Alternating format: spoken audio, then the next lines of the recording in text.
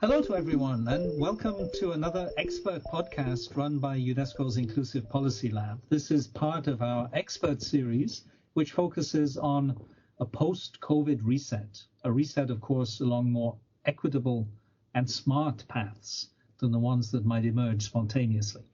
As always in these podcasts, which it's my pleasure to moderate again, I've moderated quite a few previously, this conversation will revolve, on the one hand, around concrete policy measures that our invited experts see as being conducive to more equitable recovery, and on the other hand, on the data and the knowledge that we have that could or perhaps should inform these policy shifts. And probably we'll also be talking about the data and knowledge we don't have, but that we might need, and also the ways in which available data and knowledge are not being used. Our invited expert today is Gry Hasselbalch. Gry is an expert in data ethics, power dynamics in data, and the human approach to big data. She has served, among other roles, as a member of the European Commission's high-level expert group on AI and a member of the Danish government's first data ethics expert group. And these roles and areas of expertise will be critical to our conversation today. Gry, welcome. Thank you very much for agreeing to appear on this podcast. Well, thank you for having me. My name is John Crowley.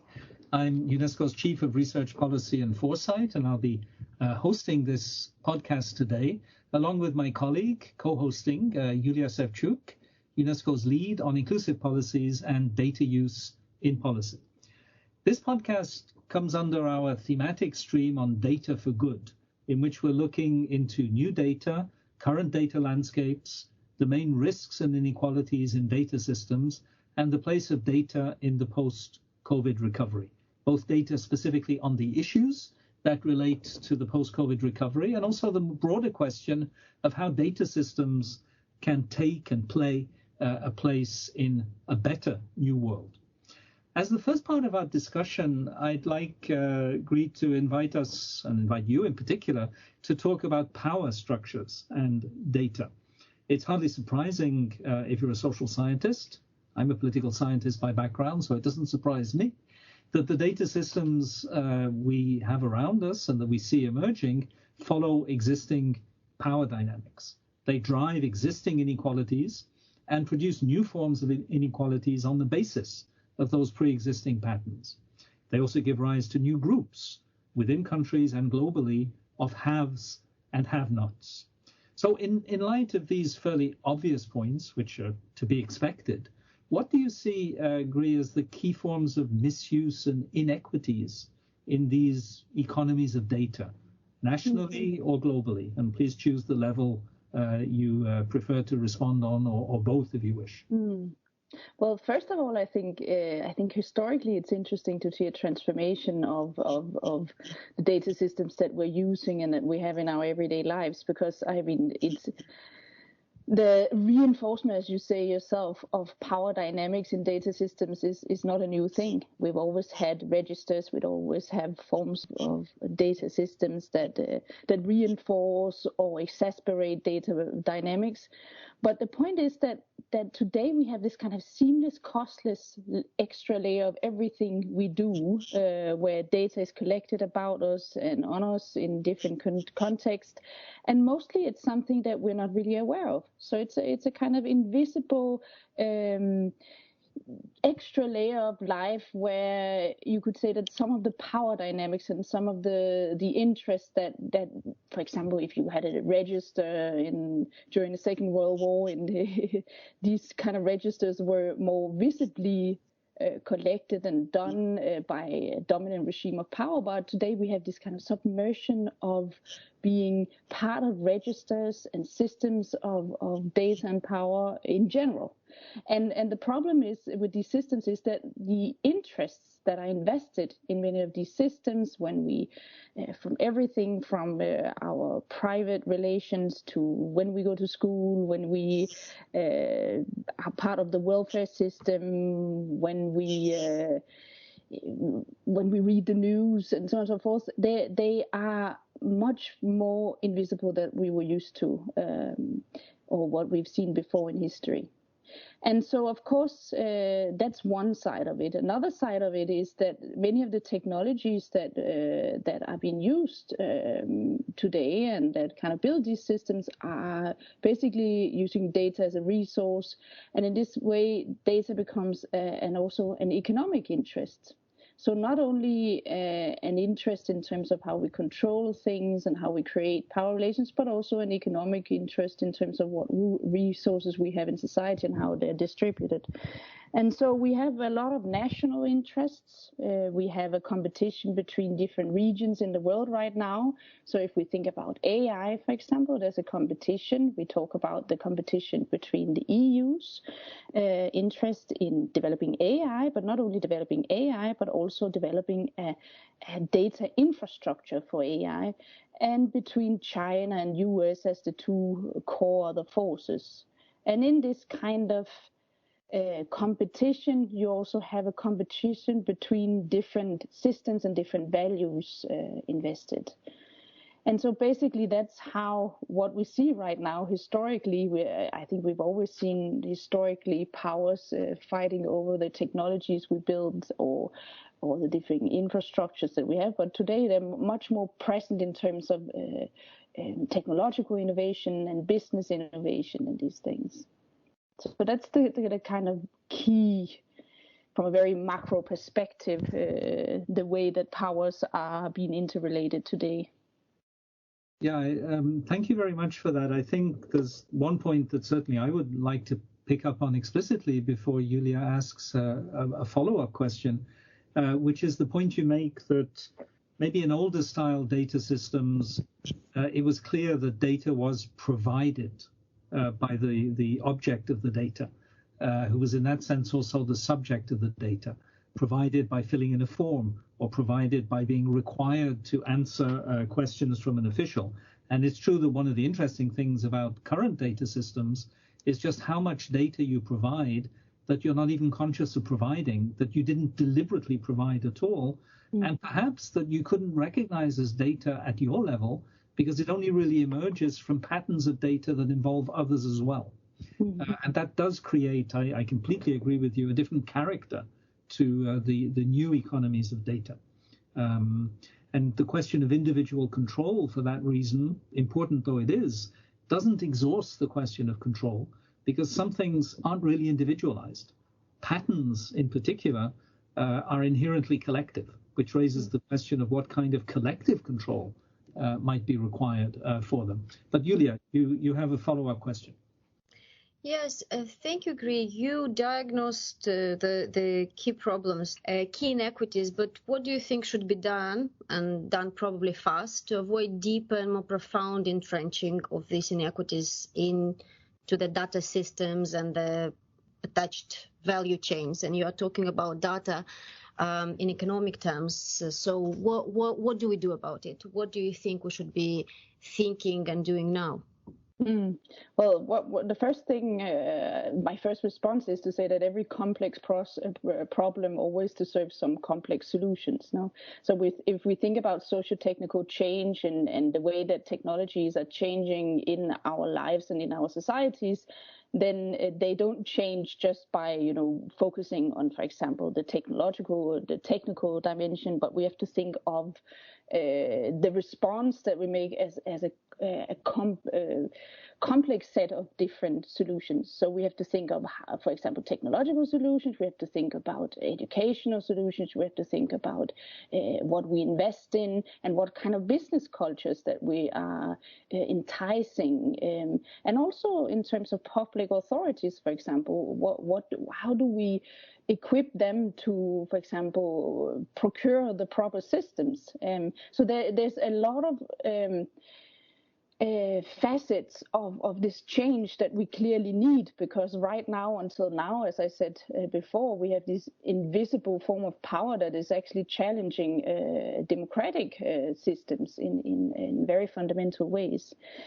So if we think about, for example, Europe, which is the area that I have been most focused on the last couple of years and been most involved in, then you could basically say that the GDPR was kind of one of the pivotal moments where basically you could see a region responding very forcefully to, we could say, a system that was basically running out of control. We were getting a lot of news about, at that time, actually only a year after it was launched, we had the Snowden revelations, and then slowly we've got intensified more and more stories about data leaks and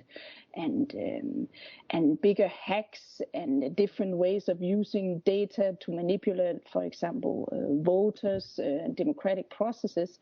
And so we've been seeing many of these kind of ethical and social implications of having these systems. And so one of the things that we saw in Europe was, first of all, was this legal response, which was very forcefully implied in terms of data protection. But then after that, it's kind of been seeping through to other areas. We see reactions from states, but also, competition authorities that are looking at data monopolies. We are looking now in Europe at actually just a few days ago, we had the AI regulation introduced that is basically looking at AI, different uses of AI that definitely also concerns the data infrastructures and the way they process data that are being prohibited. So we have the legal response here. Then one part of this solution that we also see in Europe and things that are coming out is this response in terms of how do we build technologies, how do we build data technologies, so the very infrastructure.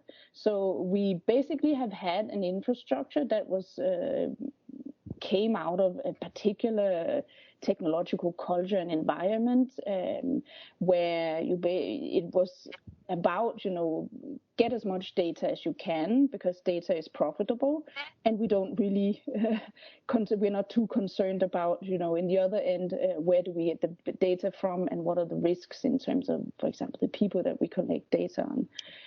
But now we're having a reaction, and as I said, mostly coming from Europe, in terms of building things like data trusts or data intermediaries, where you basically turn around the power relations embedded in these digital infrastructures. So instead of having big companies or even states sitting on a big hoards of data, you now have built some kind of technical solution where you will have, as a citizen, insight into your data, and you can actually even go in and tweak your own data. So there you have, in the very technological environment, you have solutions, or not solutions, but at least you change the infrastructure of how data is distributed among citizens and big power actors. So those are the technological things. And then on the very end, you have education. We are being educated with the different by simply just in our everyday life when we suddenly realize that we don't have control of our data. We are being educated by the different leaks, data leaks we hear about, and different stories we hear about in the news. But basically what we also need is right here and right now to get a different kind of data literacy, to understand how data is not just a non-neutral, apolitical side of our life, but it's being designed, this data environment we have. So we have three sides of it actually that I'm talking about now: the legal side, the technological side, and the educational side. And together, hopefully, we'll create some kind of culture that means that we will build data differently and also put our business differently with data. Thank you. In your remarks over the past few minutes, you were talking a lot about the question of control. But there's another angle which you've also written a lot about, which is the question of privacy. Not a completely different angle, of course, because after all, if nothing was private, the question of control would arise even more. But clearly there is a legitimate interest in both aspects of the issue. And indeed, privacy is itself a control issue. And you've written about the inequities and divides that can arise with respect to privacy. And I think you've even made the point in some of your writings that privacy might be becoming a luxury for an elite only. So I'd be very interested to hear you elaborate a little bit the nature of this divide, the risks that you see, and perhaps also the safeguards that you could imagine to prevent this nightmare of privacy being a pure luxury good? Mm. Yeah, well, the biggest problem, and I mean, now we're talking about reinforcing existing power dynamics, which is always the case in terms of this new data environment we have. And basically what we see when we see both the application of AI, but also the use of particular just average social media services and everything, or using algorithms in public administration and so forth, basically we see the same divides that we've seen before, that the people that many of these, for example, in public administration, many of these algorithms or tools are being applied to are usually the most vulnerable groups in society. And so they're also usually the ones where their data and their privacy is exposed very often. So we see many of the traditional divides that we've seen before. And basically, the case is also, if you think about the business models, for example, of now we have right now the original business model of for example social media services and the services we're mostly used to. It's this free model. So you pay with your data is almost like a cliche now. And we'll in the future we'll more and more often we'll probably see services that are offered where you can either choose to pay with subscription, for example, or you choose the free version. And if you choose the free version, you have to pay with something else. And of course, it's the ones that can pay that will pay to preserve their privacy. And in this way, you will have this divide on a very basic level between the ones that can pay and that cannot. On a more general level, you also see, for example, big companies like Facebook that offers things like free basics, which is basically a scraped version of their services to countries in developing countries like in Latin America or in Africa or in Asia, where basically what the users then pay back with, because of course they cannot afford other services, is huge amounts of metadata. And so again, you have developing Western countries very often where you have, for example, in the EU, you get protected by the GDPR. We have very strong safeguards. It's not worth it for a country to go and offer the free services and collect the data. But there'll be other countries where the first need to just get online is more important or is considered more important than privacy. But in the very end, you again have this gigantic divide between, again, vulnerable groups or regions and other regions where you'll have people that per definition have more privacy and gets more privacy safeguards. And I suppose an obvious follow-up, looking at it almost anthropologically, is the extent to which many people don't seem to be too worried about this. As if the convenience of free services, even understanding that you have to pay for them with something else, which is the sacrifice of your privacy, is actually more important than the privacy you've sacrificed. What's your perception of this? Are we here worrying about something that actually many people don't worry about, which doesn't mean they're right not to worry, it's just a fact? Or is it simply that they don't see any alternative and therefore take for granted a certain mode of corporate control? What's your feeling, or perhaps what's the evidence for a view on this? So your question is whether we should just get used to that privacy is no longer a social norm, because that has been the statement previously. And I think, basically, I mean, there's a reason why we have a right to privacy, for example. And it's not only a reason that is based on whether it's convenient or whether it's a social norm or not. It's a fundamental right that has been established to ensure a particular society, a particular balance of power. And so, of course, this balance of power is not something that you see and that you can even appreciate in your everyday life. So there's only in very particular moments, for example, that an individual would, for example, consider or realize that their right to privacy is important to them. Still, you go every single day, you cover up your body, or you close the door when you go to the restroom, or things like this. That really evidence that the privacy is a social norm, not only, as we said, a right that also ensures that we can behave in a certain way in a democracy. So I mean, basically, there's two sides of privacy. One that enables us to behave socially among other people, and the other side is that it's a collective right that ensures that we have a level of freedom when we interact with big institutions or big powerful actors, for example. And so I mean, whether it's convenient or not,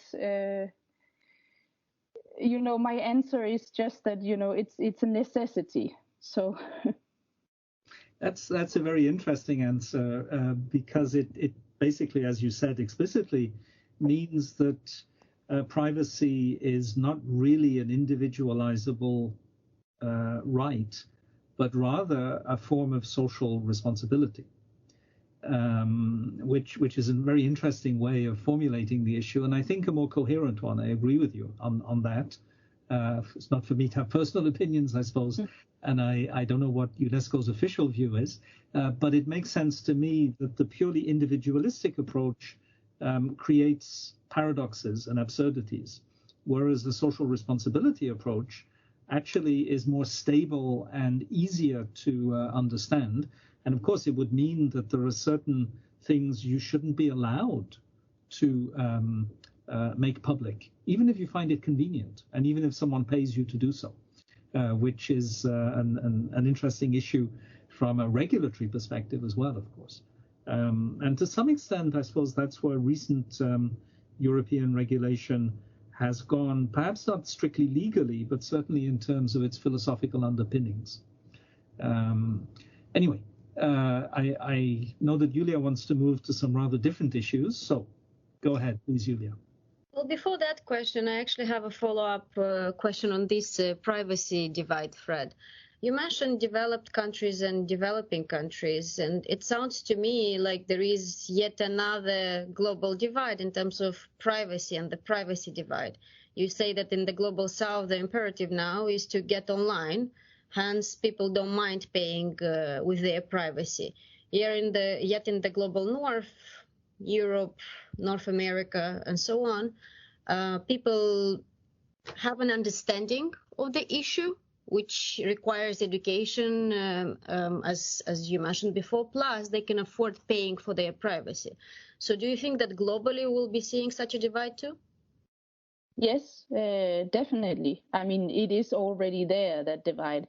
Anytime, you even see it in research. If you cannot get it, for example, do particular research and collect your data in a country with particular legal safeguards for protection of data or privacy, then some, depending on which, but you would go and collect it in a country with less safeguards, no?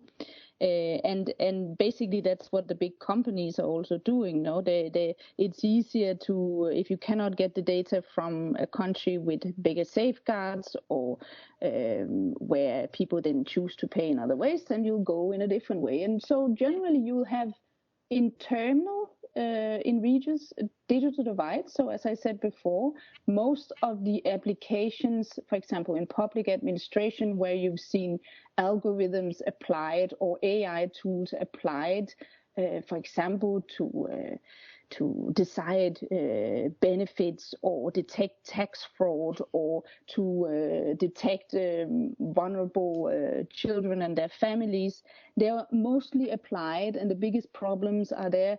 They're mostly applied to vulnerable groups in society or people who are struggling in different ways. And so there you have the internal digital divide, and then we have, as you said, the the more, you can say, a global digital divide. But it happens on all levels in society, this digital divide, in terms of who can afford and who can afford to have, who has the liberty to keep this right to privacy.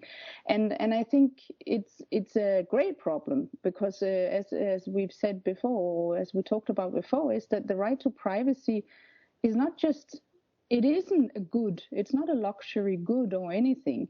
It's a fundamental right, which means that it should be the default for everything we do, whether you have the money to pay for it or not, because this is the only way we can ensure the kind of democratic societies that we're aiming for. So it's a great problem to have these digital divides enforcing or reinforcing existing social inequalities between regions, but also within regions and within nations. Okay, thank you. Now let's talk about a very hands-on idea you had, or rather predicted.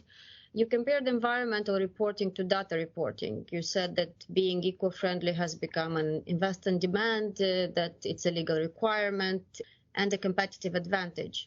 Now you predict that data equity and data reporting will develop similarly, but in a much faster way. How do you see this happening? Where does the demand and the pressure comes from? Because we just talked about privacy and the fact that many don't understand the value. So to put pressure and to demand something, you need to understand the value of that good, let's say. And are there any examples in jurisdictions that you see being seriously engaging with this idea of data reporting and data equity?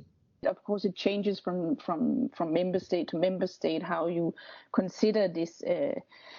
You could see data as a kind of either as a competitive advantage even for the member state or for the business environment within the state, or whether you consider it as in a risk framework. I would say the best example I can think of right now is also investors, for example. If you think, one thing is the consumers and the citizens that are starting to feel the loss of control of their data from everyday little encounters. You're told that suddenly your data is leaked by Facebook, or you are suddenly denied access to something and you don't know why. And those kind of little encounters by people puts a pressure or makes people start reacting in terms of, for example, we saw recently within the last couple of years, people using ad blockers or using encrypted services, an upsurge of using Signal, for example. And investors that are investing in companies are, of course, seeing this kind of change in mood, and they're also seeing the change in regulatory environments. So you see a lot of investors that are requiring the companies that they're investing in to have not only kind of data protection, legal compliance, but that they're also considering data, the risk of data, the data in terms of the brand risks if you are not only managing data properly, but that you're not giving the kind of agency that your customers need in terms of the data. So you have from the more unforeseen, of course, you have the legal environment that are requesting that data is being treated in a proper way and that we have particular data design. But you also have the investors that are pushing companies to change their practices and doing things differently. A follow-up on this. So you talk about data reporting and the pressure in the business ecosystem. But if we take this environmental reporting comparison and data reporting further, there are countries where sustainability reporting and environmental reporting goes to the government together with annual fiscal reporting. Would you imagine data reporting becoming that? If we live in economies of data, if data is a tradable asset, if our businesses are and the models are entrenched in that, do we report on it and on the equity and the use of it to the government? And should we? Yes, well, it's actually already happening. Denmark just introduced a law that makes data ethics, a report on data ethics for companies in Denmark part of the annual reporting. So it is actually starting in some places to do this. Another side of this is, for example, and this is a different side, but it is just as relevant, is to have, for example, transparency registers or registers for algorithms, for use of algorithms in public institutions. So we have Amsterdam and Helsinki, for example, that have these kind of registers of algorithms, which is something that we see being looked at from different angles, and that's mostly in Europe as best practice example. So we'll see more and more of these kind of requirements from governments to say, okay, you have to report on not only legal aspects, but also, how are you considering the ethical and the social impact of the way you use data. And in terms of transparency, in terms of the algorithms that treats the data. So this is just the beginning of tiny little things that will change the way that we do things, and that will put different requirements on companies and institutions that design and use data. Thank you. That's very interesting. Thank you.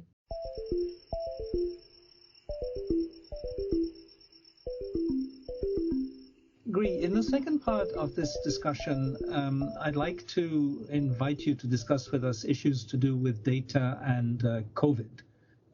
We've been talking in more general terms about the issues so far, and of course COVID raises some particularly interesting questions. It did not create, obviously, and you've said very clearly why, the need for regulations, but it did perhaps expose the need for certain kinds of regulations. And the regulatory challenge is a kind of balancing act. Again, we've been discussing this already in the podcast, between being permissive enough for data to thrive, particularly because data properly managed can be a genuine public good, allowing things to be known that otherwise would not be known. And of course, in the face of a health crisis, there are lots of reasons to want a rich and effective data system, yet at the same time, give adequate guarantees that data is not being misused.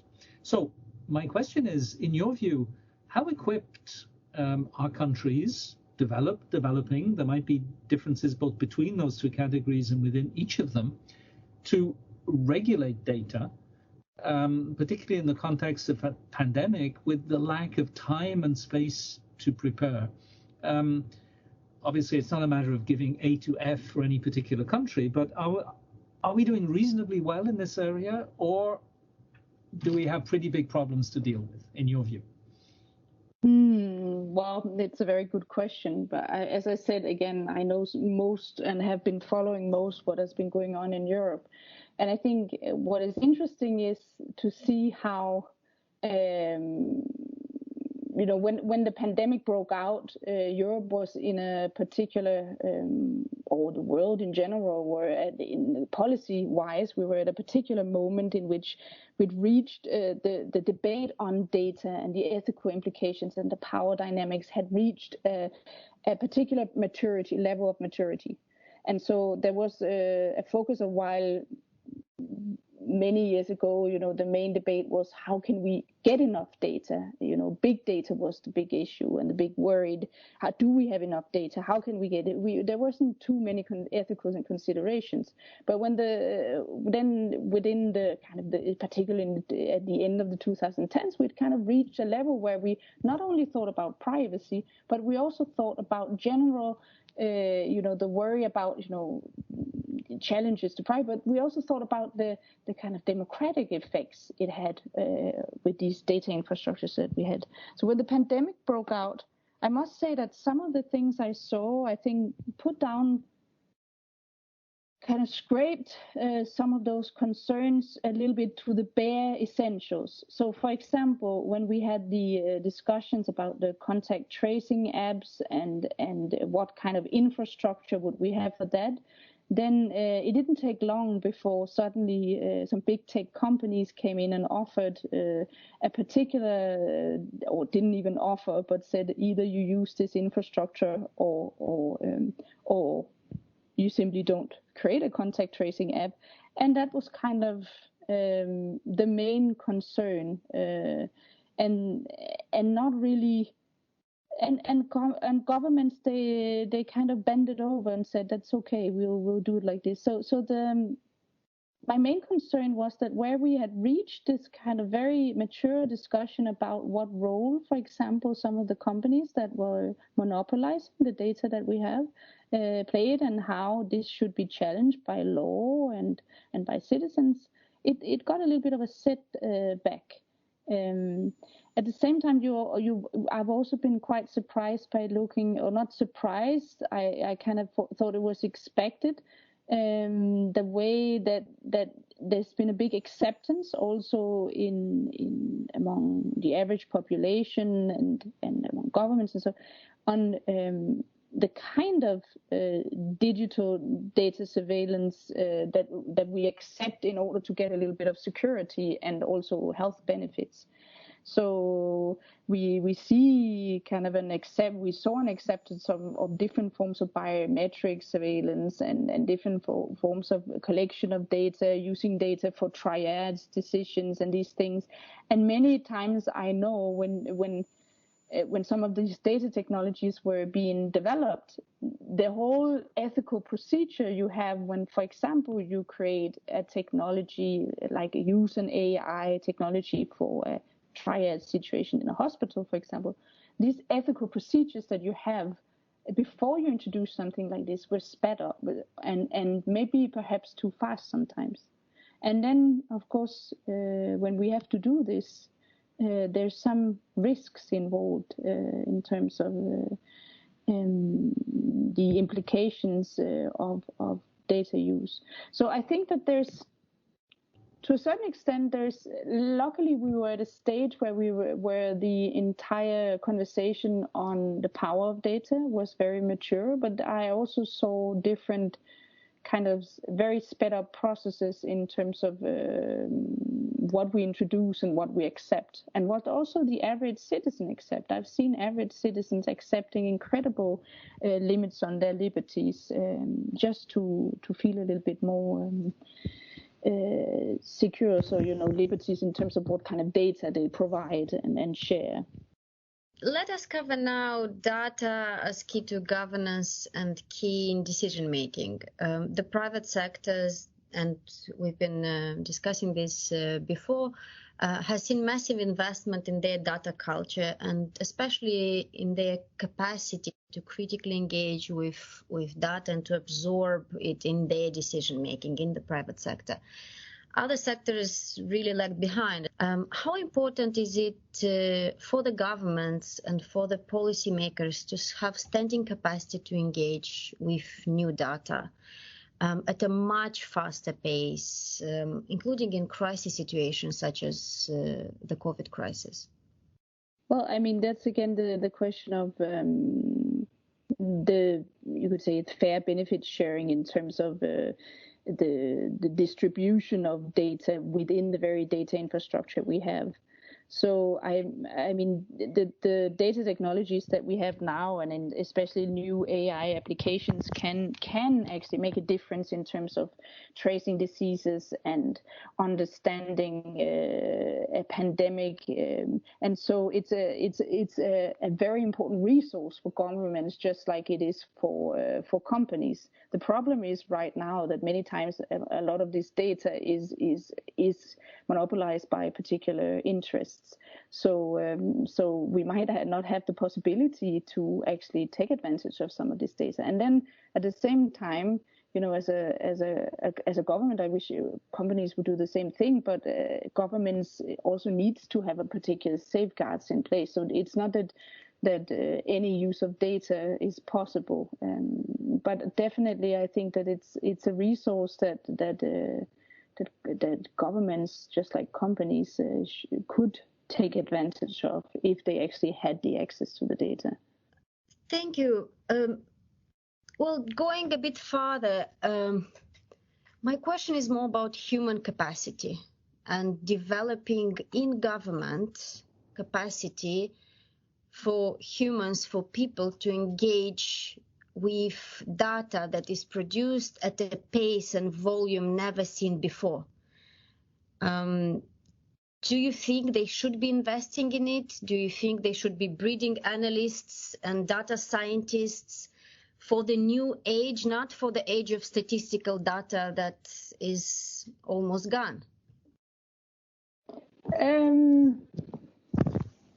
Well, yeah, we need different capacities. That's one capacity you need, but you also need at the same time different teams that are working with data. So one thing is to be able to understand huge amounts of data and apply technologies to understand huge amounts of data, but you also actually need to have different kinds of qualities to understand the limits of the data and to understand the ethical implications. So we, at the same time, one thing I'm missing very often that I see in these, when you see a team, for example, in public administration or anything, you'll have, for example, the IT person or not even the data scientist sitting and working with data and not really working together even with the rest of the organization, but working together with different kinds of competences like social scientists or political scientists that understands the power dynamics of these systems, or even people with humanistic qualities that can understand this data. Because as I said, and I've said that earlier, I think one of the key things that we have to we really need a kind of level of skills and education that doesn't only just understand data as data, but manages to understand it in the kind of power dynamics that we're talking about right now. So both on a micro level, the power dynamics in terms of potential discriminatory effects on people that you are using your data technologies on, or grander social effects, and even on the macro scale, people that understand what kind of role does this data technology have in the macroeconomy or the national sphere or the regional politics. So those are the kind of skills that we need, and it sounds very grand, but right now the education skills is very much focused on this kind of data science understanding of data, while we need a much broader level of skills. Are you saying that we shouldn't be breeding a whole different species of data scientists, but integrating data skills in all the other roles and profiles?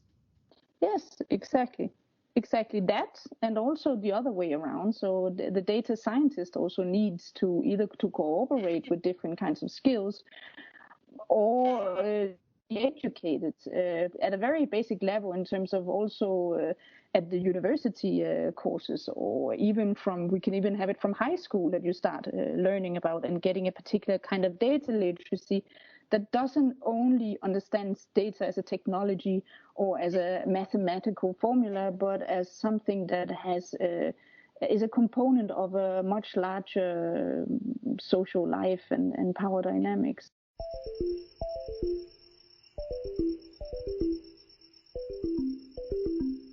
We'd like to close in the third part of this podcast by discussing the connections between data and policy. This is obviously a main concern for UNESCO in general. It's the concern of our Management of Social Transformations program, and within it, particularly for the UNESCO Inclusive Policy Lab, the whole purpose of which is to create a space to connect knowledge and data to policy, not just in a one-way direction, but by creating precisely a mediating space between them. This nexus between what we know and how that informs our decisions and policy shifts is obviously critical if we're to achieve any aspect of the Sustainable Development Goals to which, as a UN specialized agency, we are committed. So I'd like with you to discuss in closing these issues in relation to data itself, data as an area of knowledge and of policy action. In your opinion, in light of what we've been saying, but feel free if you wish to introduce considerations we haven't covered so far, what are the key gaps, the areas where researchers need to dig deeper? The key knowledge gaps we have about data systems, how data operate at the moment? I think one of the key gaps we have is actually one thing, for example, when we have had a lot of research and a lot of focus on this character of what Susanna Zuboff calls surveillance capitalism, or what David Leon calls the surveillance society. And it's been depicted as this kind of general homogeneous experience where we basically everyone has the same experience of surveillance, the same experience of lack of agency and lack of control of our data. And I think one of the key things that I see now, and I see some splendid researchers looking into this, is this idea that, of course, surveillance is never, and it hooks up very well with what we've been talking about throughout this interview, this idea that surveillance is, of course, not a homogeneous experience. So there are some groups and some societies and some regions that are having a particular either much more grim experience of surveillance or a different, are exposed in very different ways. And we need to have some critical data studies that are directly voicing those experiences, that are directly looking into, for example, how data is being used or abused on specific vulnerable groups or specific regions, and understanding, how does that reinforce again, and that really hooks up very well with our entire conversation. How does that what does that mean to, as we said, new digital divides?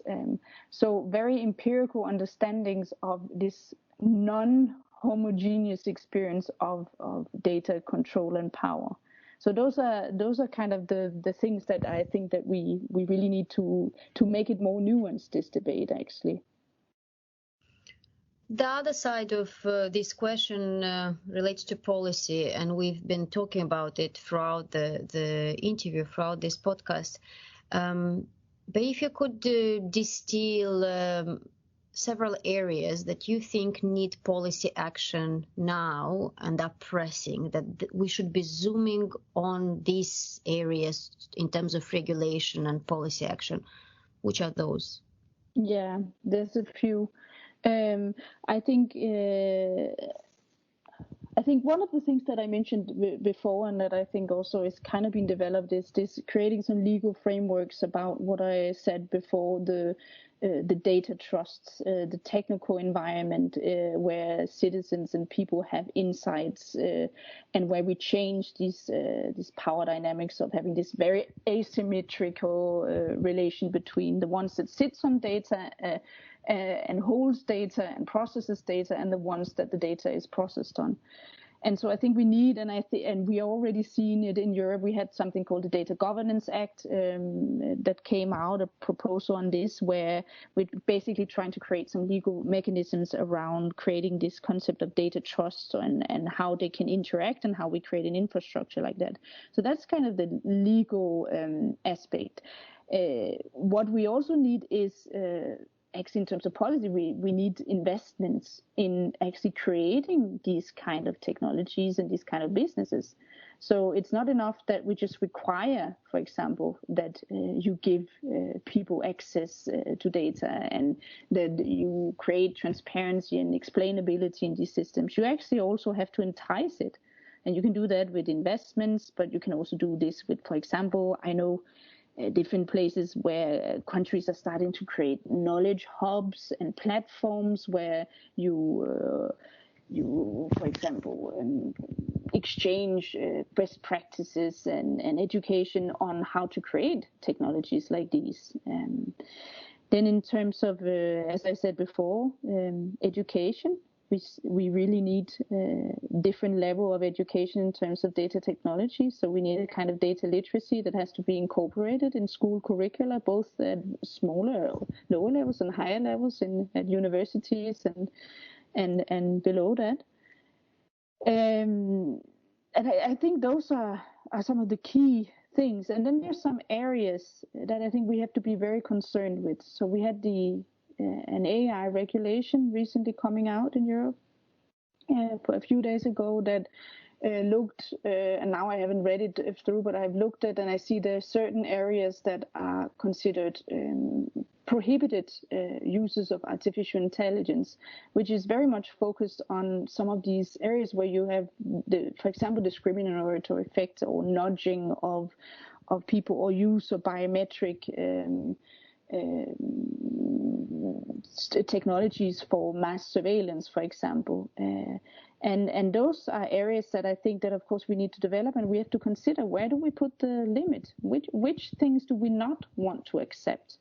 I mean, there is always the potential to digitalize and datify everything, but there might be limits that to what we actually want to accept, what kind of trade-offs. I like to call it a kind of, we need a humanistic cost-benefit analysis. Where do we draw the line in terms of the kind of datafied architecture and space that we create? Do we really want facial recognition, for example, even if it's targeted, even if it's used only for targeted surveillance, for example? Do we really want that in our everyday lives, in our public spaces? I don't think it's worth it, actually, in terms of what we lose. Thank you. We don't have time, obviously, to dig further into that. I'm sure there'll be other opportunities, including within UNESCO's programs, to consider that really important point, which is whether sometimes we are sacrificing far too much in terms of public values for very minor benefits in terms of data availability. And it's true that perhaps we're driven too much by technological excitement rather than a real sober assessment of the public good in embracing certain technological developments. Thank you very, very much for spending this time with us, for talking to us about data from many extremely interesting angles. I'm sure this podcast will receive great attention from our enthusiastic audience. We do have thank you. Very enthusiastic audience for these podcasts. So thank you, Gry, for spending time with us, with Iulia and myself, and looking forward to talking again at some point. And thank you for a great podcast. Well, thank you for inviting me. Pleasure. It was great.